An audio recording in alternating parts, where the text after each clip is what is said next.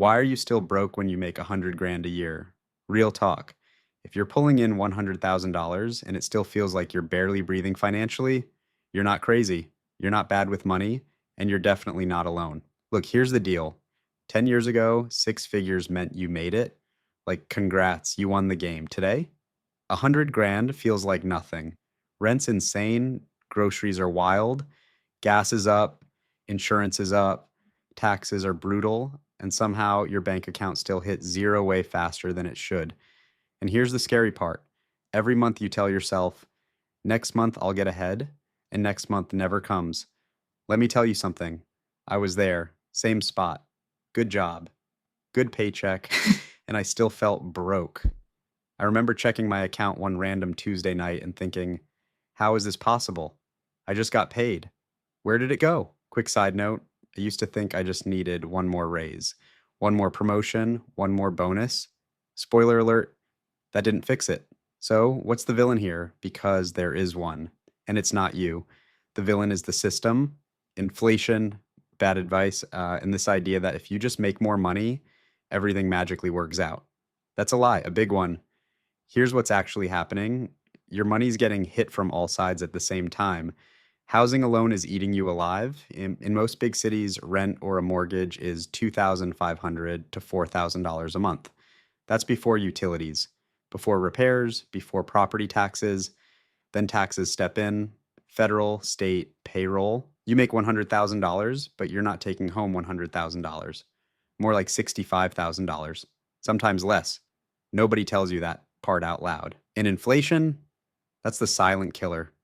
It doesn't feel dramatic day to day, but every year your money buys less, your raise doesn't beat it, your savings account definitely doesn't beat it. So you're running on a treadmill that's slowly speeding up. Here's what's crazy.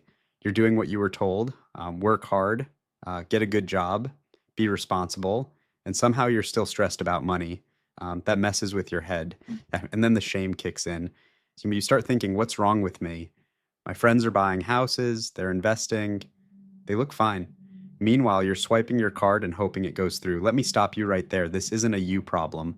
This is a math problem, and the math is rigged. But here's the good news. And yeah, there is good news. Once you see what's actually going on, you can fight back.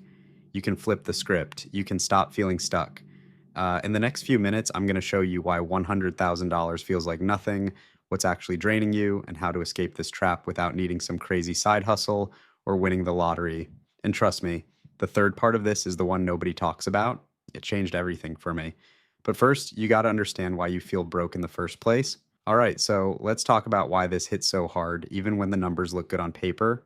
Here's the truth. Nobody says out loud. Lifestyle creep is real, and it's sneaky. You don't wake up one day and say, I'm going to blow all my money.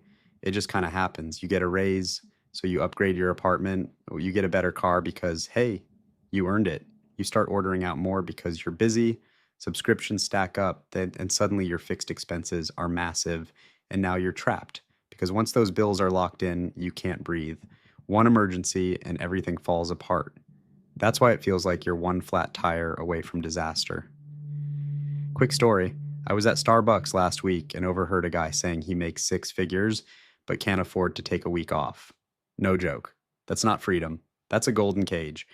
The other villain here is garbage advice, stuff like just budget harder or stop buying lattes. Come on, you could cut every coffee and it wouldn't fix a $3,500 rent payment. Budgeting isn't the enemy, but budgeting alone won't save you, especially when the system is pulling money out of your pocket faster than you can put it in. And then there's fear. Fear of investing, fear of doing the wrong thing, fear of a crash. So what do most people do? They sit on cash in a savings account, paying basically nothing, while inflation eats it alive. Let me be real with you. Every year you wait, you're losing money. Not maybe. Definitely, if inflation is around 3% and your money's earning 0.5%, you're going backwards. Do that for 5 years, or that's thousands of dollars gone for doing nothing. Now, here's the part that usually makes people uncomfortable. Income alone won't save you. I don't care if you make $80,000, $100,000, or $150,000. If your money doesn't have a job, you'll always feel behind. This is where I was stuck. I thought working harder was the answer. Longer hours, more stress. All that did was burn me out. Then something clicked. I realized the goal isn't just to earn money, it's to keep it, grow it, make it work for you. Once I saw that, everything changed. Not overnight, but fast enough to matter. Here's the turning point. You don't need to be perfect. You don't need to know everything. You just need a plan that actually works in today's economy, not your parents' economy, because this version of the game, different rules. And that brings us to the escape plan. 3 moves, that's it. Not complicated, but you got to take them seriously. The first one stops the bleeding, the second one gives you stability, and the third one, that's how you actually start building real wealth. This next part is where most people either level up or stay stuck. So stick with me, read this twice, because missing this moment costs more than you. All right, mission 1, stop the bleeding. You got to know exactly where your money's going. Not roughly? Exactly. And I don't mean obsessing over every penny. I mean finding the big leaks. Housing, cars, debt, subscriptions you forgot about. If your fixed expenses are eating more than 60% of your take-home pay, that's a problem, a big one. And the longer you ignore it, the worse it gets. This isn't about shame, it's about clarity. You can't fix what you refuse to look at, and pretending it'll sort itself out is how people stay stuck for years without realizing it.